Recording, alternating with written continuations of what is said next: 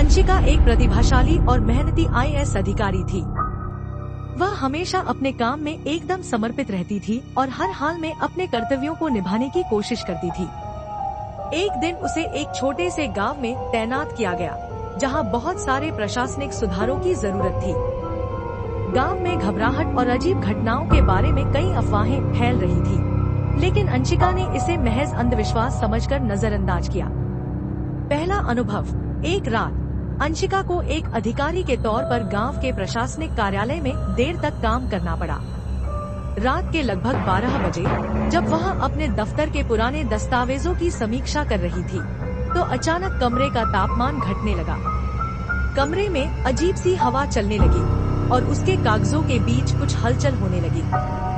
अंशिका ने नजरें उठाकर देखा और अचानक एक धुंधली छाया उसके सामने दिखाई दी। छाया धीरे धीरे उसकी ओर बढ़ी और अंशिका ने डर के मारे अपनी आंखें बंद कर ली। गांव का काला रहस्य। अंशिका को डर महसूस हुआ, लेकिन वह अपने कर्तव्यों से भाग नहीं सकती थी। अगले दिन उसने गांव के पुराने बुजुर्गों से पूछताछ की। उसने जाना कि यह गांव वर्षों पहले एक भयंकर घटना का शिकार हुआ था। एक अधिकारी जो पहले यहाँ तैनात था, एक दिन अचानक गायब हो गया। उसके बाद से गांव में अजीब घटनाएं होने लगी। किसी को यह समझ नहीं आया कि उस अधिकारी के साथ क्या हुआ, लेकिन उसके बाद से हर रात अंधेरे में एक काली छाया घूमती थी, जो किसी न किसी अधिकारी को अपने साथ ले जाती थी। सच्चाई का सामना।